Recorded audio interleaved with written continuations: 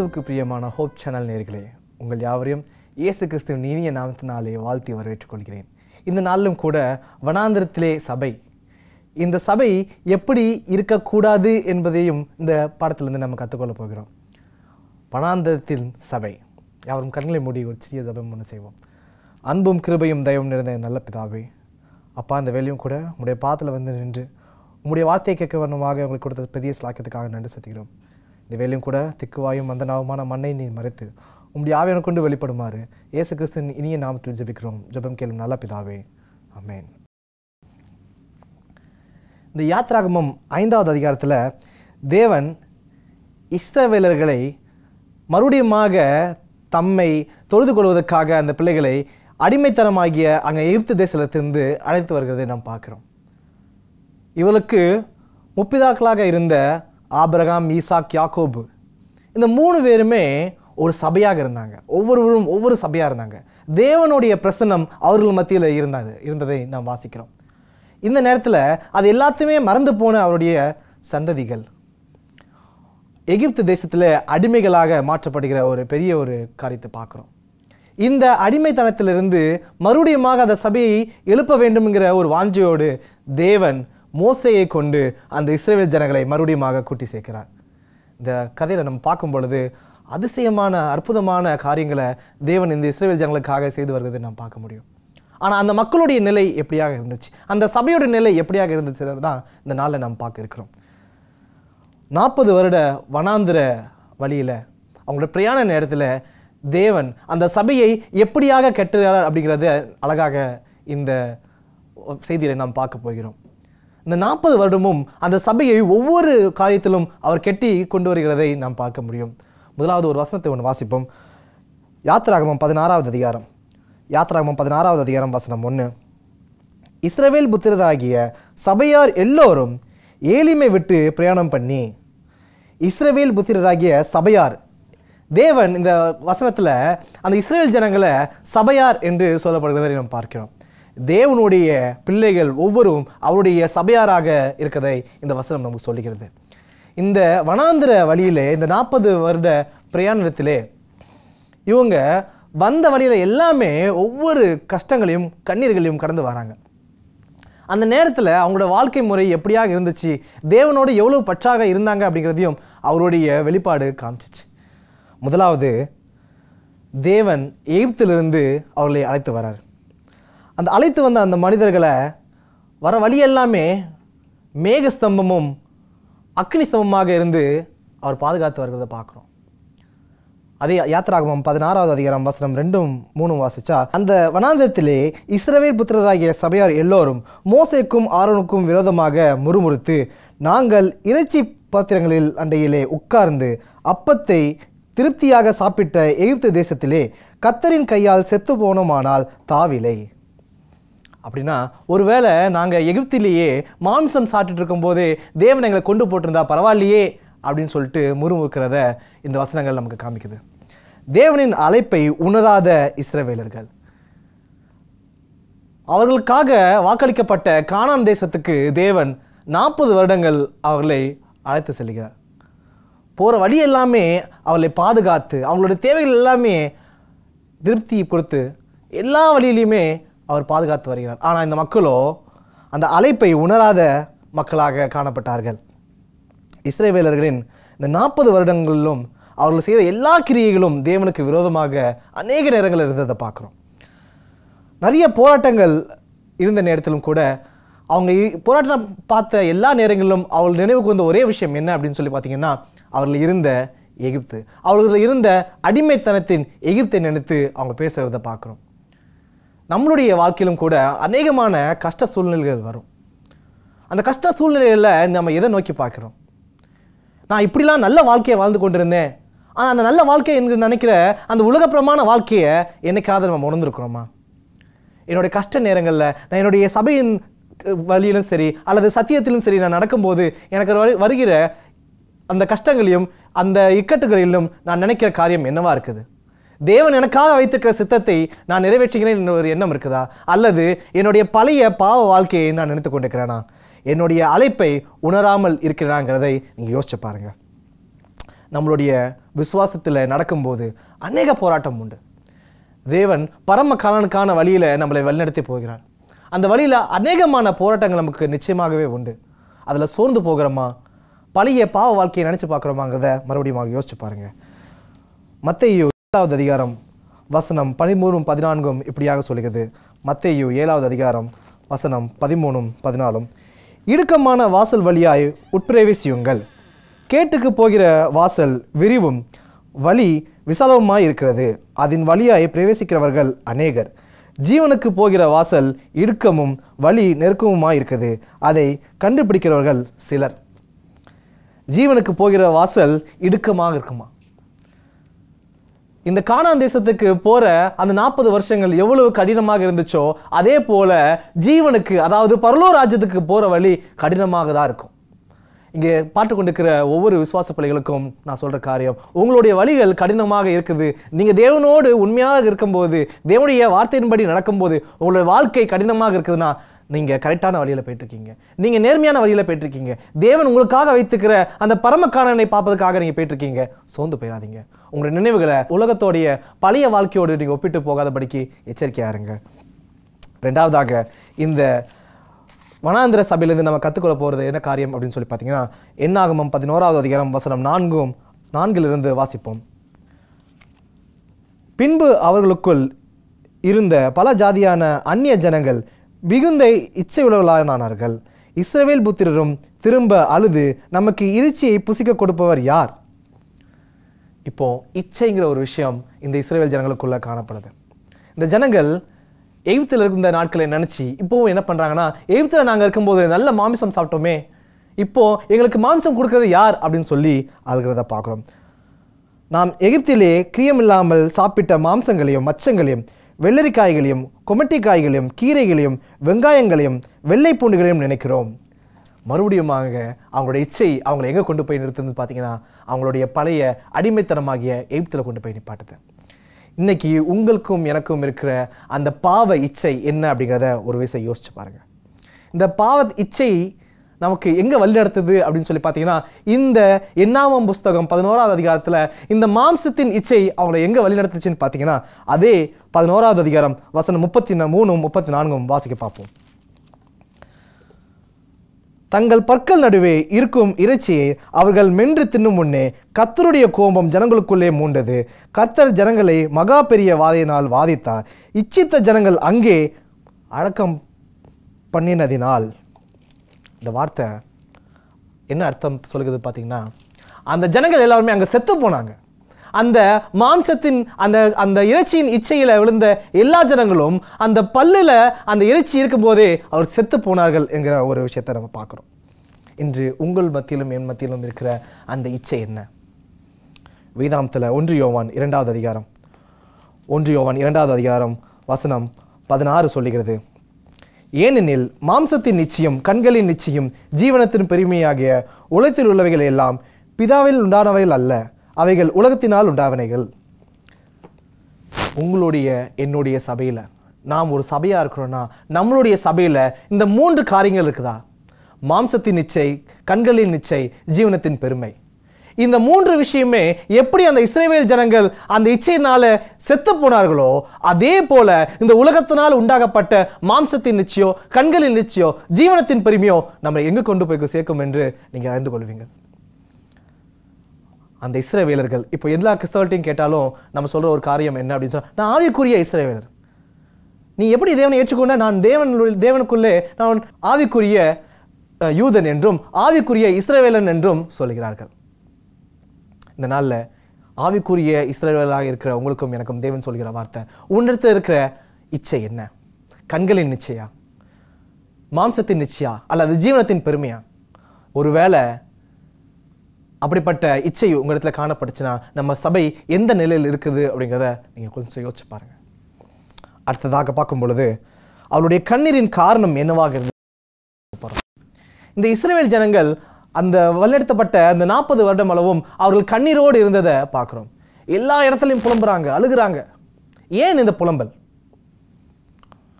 தேவனோடு கூட வருகிற அந்த மக்கள், தேவன் அவர்களை வழிநடத்தி வராரு, அவர் கூடவே இருக்கிறாரு. அநேக நேரங்களில் அவரிடத்துல பேசுறதை நம்ம பார்க்குறோம்.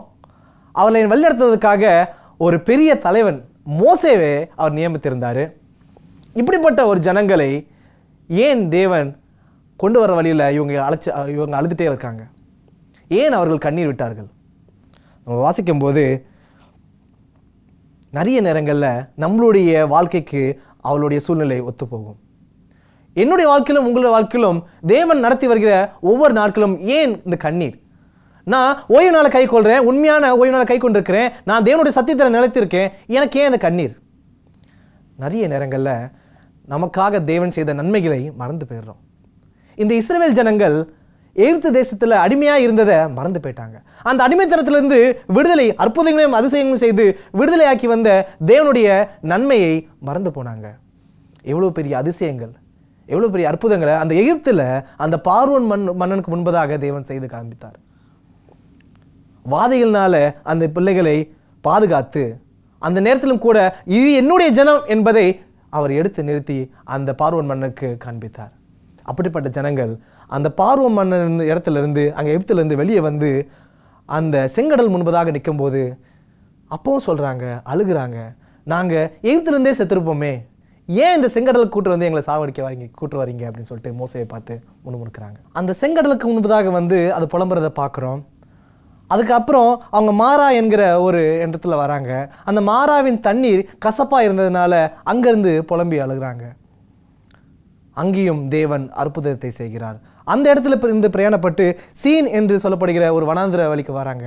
அங்கே தண்ணீர் இல்லாமல் அழுது புலம்புறாங்க. அந்த நேரத்திலும் தேவன் அவளுக்கு அற்புதத்தை செய்கிறார். இவங்க ஒவ்வொரு அதிசயங்கள் செய்யப்படும் போதும் கண்ணீரோடு கவலையோடு காணப்பட்டதுக்கு காரணம் தேவன் அங்கே எகிப்து தேசத்திலிருந்து செய்த நன்மையை மறந்தாங்க. செங்கடலுக்கு முன்பதாக நிற்கும்போது செய்த அற்புதங்களை மறந்தாங்க. அங்கே மாராவின் தண்ணீரை மாற்றிய போது மறந்தாங்க. எல்லா வழியிலும் தேவன் வழிநடத்துகிற எல்லா நேரங்களிலும் அவர்கள் தேவனை மறந்து தேவன் செய்த அற்புதங்களை மறந்து அவர்கள் நடக்கிறத பார்க்குறோம். சங்கீதம் 103:2 சொல்லுகிறது, என் ஆத்துமாவே அவன் செய்த சகல உபகாரங்களையும் மறவாதே, அவன் செய்த ஒவ்வொரு நன்மைகளையும் நீ நினச்சிக்கொள், அதை மறந்துடாதே அப்படின்னு சொல்லிட்டு சங்கீதக்காரர் எழுதுகிறத நம்ம பார்க்குறோம். அடுத்ததாக நம்ம பார்க்க போகிற முக்கியமான ஒரு விஷயம் என்ன அப்படின்னு சொல்லி பார்த்தீங்கன்னா, அந்த கூட்டத்தில் இருந்த அந்த இஸ்ரவேல் ஜனங்கள் கூட்டத்தில் இருந்த முக்கியமான ஒரு 2 பேர். இந்த 2 பேர் தான் இந்த சபை எப்படி இருக்க வேண்டும் என்பதற்கு ஒரு எடுத்துக்காட்டாக இருந்தாங்க. மொத்த சபை மக்களுமே சபையாரும் தேவனுக்கு விரோதமாக கிரியைகளில் இருக்கும்போது இந்த 2 பேர் மட்டுமே வேறு ஆவி உடையவர்களாக இருந்தார்கள் என்று வேதாகமம் சொல்லுகிறது. என்னாகமம் 14வது அதிகாரம் 24 சொல்லுகிறது. என்னாகமம் 14:24, என்னுடைய தாசனாகிய காலேப்பு வேறு ஆவியை உடையவனாய் இருந்தபடியினால், தேவன் தன்னுடைய வாழையினால் சொல்லுகிற ஒரு வார்த்தை, காலேப் வேறு ஒரு ஆவியுடனாய் இருந்தான். இந்த வேறு ஆவி என்னது? இந்த 2 பேரும் கூட ஒரு 10 பேர் சேர்ந்து 12 பேருமாக வேவு பார்ப்பதற்காக கானான் தேசத்துக்குள்ள போறாங்க. கானான் தேசத்துக்கு போன அந்த 12 பேரும் மறுபடியுமாக திரும்ப வந்து அதுல இருந்த 10 பேர் சொன்ன காரியம், நாம அதுக்குள்ள போக முடியாது, அவர் எல்லாருமே ராட்சசர்களாக இருக்கிறாங்க, நம்ம எளிதாக தோற்கடித்து விடுவார்கள் என்று அவங்க நினைச்சு அழுதாங்க. எங்களுக்காக ஒரு தலைவரை உண்டு பண்ணி நாங்கள் மறுபடியுமாக எகிப்துக்கு போறோம். அந்த 40 வருடங்களும் அவர்கள் தேவன் செய்த நன்மைகளை மறந்தாங்க. அந்த 40 வருடம் அளவும் இச்சையினாலே இச்சிக்கப்பட்டாங்க. கடைசியாக கானான் தேசத்தின் பக்கத்தில் வந்து கூட மறுபடியும் அவங்க எண்ணம், அவங்களுடைய இருதயம் அவங்களை எங்கே கொண்டு போச்சுன்னு பார்த்தீங்கன்னா அடிமைத்தனமாகிய எகிப்துக்கு. ஆனால் இந்த காலேப் மற்றும் யோசுவா வேறு ஆவி உடையவர்களாக தேவன் நமக்கு வாக்களித்து தந்த இந்த தேசத்தை நம்மளை சுதந்திரித்துக் கொள்ள அவர் கொடுப்பார் என்ற ஒரு விசுவாசத்தோடு வேறு ஆவி உடையவர்களாக காணப்பட்டார்கள். இந்த வேறு ஆவி அப்படின்னு சொல்லும்போது நம்ம மறந்துவிடக்கூடாது, ஆவியானவரின் கிரியை அவர்கள் மத்தியில் இருந்தது. இந்த நேரத்தில் நம்மளுடைய சபைகளில் ஆவியானவர் எப்படி வெளிப்படுகிறார்? நம்மிடத்துல அந்த வேறு ஆவி, தேவனுடைய ஆவி நம்மிடத்துல இருக்குதா? ஆவியானவர் அவள் கூட இருந்தனால அவளுடைய விசுவாசம் உள்ளவர்களாக இருந்தாங்க. அந்த கானான் தேசத்துக்குள்ள போன எகிப்திலிருந்து வரும்பொழுது உள்ள போன பெரியவர்களில் இந்த காலேப்பும் யோசுவாவையும் தவிர வேறு யாருமே உள்ள போல. வேத வசனத்தில் நம்ம பார்க்குறோம், என்னாகமம் 14வது அதிகாரம் 30வது வசனம் இப்படியாக சொல்கிறது. எப்பினேயின் குமாரன் காலேப்பும் நூனின் குமாரன் யோசுவாவும் தவிர மற்றவர்களாகிய நீங்கள் நான் உங்களை குடியேற்றுவேன் என்று ஆணையிட்டு கொடுத்த தேசத்தில் பிரவேசிப்பதில்லை. இந்த வார்த்தை தேவன் சொல்லுகிற வார்த்தை. அவள் இருவரும் இருந்த விசுவாசத்து நிமித்தமாகவும் அவர்கள் இருவருக்கும் இருந்த தேவனுடைய பயத்து நிமித்தமாகவும் அவர்கள் கானான் தேசத்தை சுதந்திரித்துக் கொள்கிறார்கள். இந்த நாளில் நம்மிடத்துல தேவனுடைய ஆவி இருக்குதா? ஆவியானவர் வேதாந்தத்தில் வெவ்வேறு இடங்களில் வெவ்வேறாக வெளிப்படுறதை பார்க்குறோம். பழைய ஏற்பாட்டு புஸ்தகத்தில் சிம்சோன் கதையில் பார்த்தோம்னா ஆவியானவரின் பலத்தை பெற்றுக்கொண்ட சிம்சோன் ஒரு கழுதையின் தாடை எலும்பை எடுத்து 1000 பேரை கொண்டு போடுறதை பார்க்குறோம். அதே ஆவியானவர் புதிய ஏற்பாட்டுக்கு வந்து அவருடைய கிரியை காமிக்கும் பொழுது சுகமளிக்கவும் பிசாசு பிடிக்கப்பட்டிருந்த மனிதர்களை விடுதலையாக்கவும் குணப்படுத்தவும் தீர்க்கதரிசனங்கள் சொல்லவும் ஆவியானவர் அங்கே அவருடைய கிரியை செய்கிறத பார்க்கிறோம். கடைசி காலத்தில் வாழ்ந்து கொண்டிருக்கிற உங்கள் மத்தியிலும் என் மத்தியிலும் ஆவியானவர் எப்படி வெளிப்படுவார்? எல்லா இடத்துக்கும் ஒரு இருக்கிற கேள்விதான். ஆவியானவர் எனக்குள் இருக்கிறார், அவருடைய கிரியை நான் எப்படி தெரிந்து கொள்ள முடியும்? வேதாம் சொல்கிறது, அவர்கள் கனிகளின் மூலமாய் அவர்களை அறிந்து கொள்வீர்கள். இந்த ஆவியின் கனிகளின் மூலமாய் அதை அறிந்து கொள்ள முடியும். கலாத்தியர் 5வது அதிகாரம் வசனம் 22 23 நமக்கு தெளிவாக சொல்கிறது. கலாத்தியர் 5வது அதிகாரம் வசனம் 22 23 ஆவியின் கனியோ அன்பு, சந்தோஷம், சமாதானம், நீடிய பொறுமை, தயவு, நற்குணம், விசுவாசம், சாந்தம், இச்சையடக்கம், இப்படிப்பட்டவர்களுக்கு விரோதமான பிரமாணம் ஒன்றுமில்லை. இந்த ஆவியின் கனி உங்களுடைய சபைகளில் காணப்படுதா? காலேப்பும் யோசுவாவும் கொண்டிருந்த அந்த ஆவி இந்த நாட்களில் உங்கள் சபையிலும் தனிப்பட்ட நான் என்கிற சபையிலும் காணப்படுகிறாங்கிறத ஒரு விஷயம் யோசிச்சு பாருங்க. காலேப்பும் யோசுவாவும் வேறு ஆவி உடையவர்களாக இருந்தார்கள். அதனாலே கானான் தேசத்தை சுதந்திரித்துக் கொண்டார்கள். கடைசி காலத்தில் வாழ்ந்து கொண்டிருக்கிற நமக்கு நாம பரம கானானுக்குள்ள போகணுங்கிற வாஞ்சை உங்க இடத்துல இருந்துச்சுன்னா விசுவாசம் கண்டிப்பா இருக்கணும். ஆனா இந்த ஆவியின் கனி முக்கியமான ஒரு ஒழுங்குமுறையை நமக்கு கற்றுத்தருது. அன்பு, சந்தோஷம், சமாதானம், நீடிய பொறுமை. சந்தோஷம், சமாதானம் எல்லாம் ஓகே. இந்த நீடிய பொறுமை இருக்குதா? ஒருத்தர் என்னை முறைச்சு பார்த்தாலே எதுக்கு என்ன முறைச்சு பார்க்குறீங்கன்னு சொல்லிட்டு போய் அடிக்கவோ அவங்க கை நீட்டவோ கூட நம்ம யோசிக்கிறது கிடையாது. இந்த பொறுமைங்கிற ஒரு விஷயம் ஒரு கிறிஸ்தவன் மத்தியிலே காணப்படுதா? உங்கள் சபையிலே காணப்படுதா? என்ன இடத்துல காணப்படுதாங்கிற கேள்வியை நீங்க யோசிச்சு பாருங்க.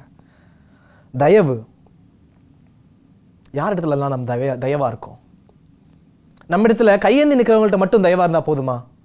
நம்மளை சார்ந்து வாழ்கிற ஒவ்வொரு சபை விசுவாசிகளிடத்திலும் நம்ம தயவாக நடந்து கொள்றோமா? அன்பாக நடந்து கொள்றோமா? அடுத்ததாக பார்க்கும்போது நற்குணம், நல்ல குணங்களுடைய மக்களாக இருக்கணும். எந்த தீங்கான எண்ணங்களும் நம் மனதில் இல்லாதபடிக்கு நற்குணம் உள்ள சபையாக நாம் இருக்கப்பட வேண்டும். அடுத்ததாக விசுவாசம். தேவன் என்னை கானான் தேசத்துக்கு கூட்டி செல்வாருங்கிற விசுவாசம் நம்ம இடத்துல காணப்படணும். காலேப்பும் யோசுவாவும் விசுவாசித்தார்கள், கானானை சுதந்திரித்துக் கொண்டார்கள். இந்த நாளில் நான் உங்களிடத்துல கேட்கிற கேள்வி, உங்களிடத்துல விசுவாசம் எப்படியாக இருக்குது? நான் கண்டிப்பா தேவனுக்கு பிரியமாக நடந்தா என்னுடைய வாழ்க்கையை நான் தேவன் கானான் தேசத்துக்கு கூட்டி செல்வார் அப்படிங்கிற விசுவாசம் உங்களிடத்துல காணப்படுதா? தேவனுடைய வார்த்தையின்படி நம்ம நல்ல குணங்களோடு நடந்து கொள்றோமா? அடுத்ததாக பார்க்கும்போது சாந்தம், இச்சையடக்கம். இந்த இச்சையடக்கத்துல தான் இந்த இஸ்ரவேல் ஜனங்கள் விழுந்து போனாங்க. நான் இதை படிக்கும்போது இந்த காலேப்பும் யோசுவாக்கும் அந்த இச்சை இல்லாமல் இருந்திருக்குமோ என்று என்னிடத்துல நான் கேட்டுக்கொண்டேன். இச்சையடக்கம் கண்டிப்பா ஒவ்வொரு கிறிஸ்தவனுக்கும் தேவை. மாம்சத்தின் இச்சை, கண்களின் இச்சை, ஜீவனத்தின் பெருமை, இதிலிருந்து இச்சையடக்கம் ஒவ்வொரு கிறிஸ்தவனுக்கும் தேவைப்படுது. ஆவியின் கனியும் அதை சொல்லுகிறது. இப்படிப்பட்டவர்களுக்கு விரோதமான பிரமாணம் ஒன்றும் இல்லை. கடைசியாக ஒரு விஷயத்தை நம்ம பார்க்க போறோம். அவர்கள் தேவனோடுக்கு உண்மையாக இருந்ததினால், தேவனுக்கு கீழ்ப்படிந்ததினால், இந்த 40 வருட அளவும் அவர் வனாந்தரத்திலே வழிநடத்தப்பட்ட ஜனங்கள் ஒருவர் கூட, காலேப்பையும் யோசுவாவையும் தவிர ஒருவர் கூட அந்த கானான் தேசத்தை சுதந்திரித்துக் கொள்ளவில்லை. அங்கே எகிப்திலிருந்து ஆரம்பிக்கப்பட்ட எல்லா பெரியவர்களும் இறந்து போயிட்டாங்க. கானான் தேசத்துக்குள்ள அவர்கள் கீழ்ப்படியாயின்மையினால, அவருடைய கீழ்ப்படியாயின்மையினால அவங்க எல்லாருமே இறந்து போயிட்டாங்க. ஒருத்தர் கூட அங்க உள்ள பிரவேசிக்கல. இந்த சபையாக வாழ்ந்து கொண்டிருக்கிற நமக்கு, ஆவிக்குரிய இஸ்ரவேலாக வாழ்ந்து கொண்டிருக்கிற நமக்கு தேவன் சொல்லுகிற வார்த்தைகள், நீ கீழ்ப்படிஞ்சு என்னை விசுவாசிச்சு வேறு ஆவி உடையவனாக இருந்தால் பரமகாரனை நீ பிரவேசிப்பாய். வேதாந்தத்தில் மறுபடியும் அந்த என்னாகமம் 14வது அதிகாரத்தை நம்ம வாசிக்கும் போது 14வது அதிகாரம் வசனம் 30 அழகாக சொல்லுகிறது, எப்பினேயின் குமாரன் காலேப்பும் நூனின் குமாரன் யோசுவாவும் தவிர மற்றவர்களாகிய நீங்கள் நான் உங்களை குடியேற்றுவேன் என்று ஆணையிட்டு கொடுத்த தேசத்தில் பிரவேசிப்பதில்லை. வேறு ஆவியுடையவர்களாக இருந்த இந்த 2 பேரும் அந்த கானான் தேசத்துக்குள்ள பிரவேசிப்பதை நாம் பார்க்கிறோம். ஏன் மோசே கூட கானான் தேசத்தை பார்க்கறாதே தவிர அவரால் உள்ள போக முடியல. அதுக்காக வைத்திருந்த தேவன் வைத்திருந்த திட்டம் வேறு. இந்த நாளில் சபையாக இருக்கிற நாம் இந்த வனாந்திர சபையிலிருந்து எப்படி இருக்கக்கூடாது அப்படிங்கிற காரியத்தையும் கற்றுக்கொள்கிறோம். இந்த காலேப் யோசுவாவோட வாழ்க்கையிலிருந்து எப்படி ஒரு சபை இருக்க வேண்டும் என்கிற காரியத்தையும் நம்ம கற்றுக்கொள்கிறோம். இந்த நாளில் நான் எல்லா வார்த்தைகளும் தேவ வார்த்தைகளும் பேசி முடிக்கும் போது சொல்கிற காரியம் இதுதான். மனுஷகுமாரனுக்கு விரோதமாக பேசப்படும் காரியமோ செய்யப்படும் காரியமோ மன்னிக்கப்படும். ஆனால் ஆவியானவருக்கு விரோதமாக பேசப்படும் காரியமோ இம்மையிலும் மறுமையிலும் மன்னிக்கப்படாது. இந்த செய்தியை கேட்டுக்கொண்ட உங்களிடத்தில் நான் கேட்குற கேள்வி, இந்த நாளில் தேவன் இந்த செய்தி மூலியமாக உங்களுக்கு உணர்த்திய அந்த வார்த்தைகளை நீங்கள் மறந்துடாதீங்க. இந்த நேரத்தில் உங்களுக்கு உணர்த்தியது ஆவியானவர். அந்த ஆவியானவருக்கு விரோதமாக வார்த்தையினாலோ செய்யினாலோ பாவம் செய்தாதீங்க. அந்த பாவம் இம்மையிலும் மறுமையிலும் மன்னிக்கப்படாது. இந்த வனாந்திர சபையிலிருந்து கற்றுக்கொண்ட ஒவ்வொரு பாடலின் நிமித்தமும் நம்முடைய வாழ்க்கையில நாம் அபியாசிக்க தேவனுடைய உதவியை நாம் நாடுவோம். யாவரும் கண்களை மூடி ஜெபம் செய்வோம். அன்பும் கிருபையும் தயவும் நிறைந்த நல்ல பிதாவே, அப்பா, இந்த வேலும் கூட பாவிகளிலும் பிரதான பாவிகளாக இருக்கிற நாங்கள் அப்பா உங்களுடைய பாத்தில் வந்து நிற்பதற்கான கொடுத்த பெரிய ஸ்லாக்கியத்துக்காக நன்றி செலுத்துகிறோம். அப்பா, இந்த நாளே நாங்கள் கேட்ட செய்திகள் போல இந்த வனாந்திரத்தில் இருந்த சபையிலே அந்த விசுவாசிகள் எப்படியாக நடந்து கொண்டார்கள் என்பதை ஒரு பெரிய பாடமாக எங்களுக்கு காட்டி தந்ததுக்காக நன்றி செலுத்துகிறோம். அப்பா, இந்த வார்த்தைகளை நாங்கள் கேட்டு விட்டுவிடாதபடிக்கு எங்கள் வாழ்க்கையிலே நாங்கள் அபியாசிக்கிறதுக்கான ஞானத்தையும் பலத்தையும் எங்கள் தந்து காத்துக்கொள்ளுங்க. நாங்கள் பரிசுத்தப்படுவதற்கான பலத்தை எங்கள் தாங்கப்பா. இந்த வேலையும் கூட அடியனோடு ஜெபத்தில் கூடி வந்திருக்கிற பிள்ளைகளுக்காக கூட ஜெபிக்கிறோம். சுவீனத்தோடு பலவீனத்தோடு இருக்கிற பிள்ளைகளுக்காக ஜெபிக்கிறோம். அப்பா, அந்த பிள்ளைகளை ஒரு விஷயம் கண்ணோக்கி பாருங்க. இந்த வலது கரத்தை நீட்டி அந்த பிள்ளைகளை நீ தொடுங்க. வரப்போ நாட்களே அவருடைய ஒரு பெரிய சாட்சியாக எழுத்து நிறுத்த போவதற்காக நான் நன்றி செலுத்துகிறோம்.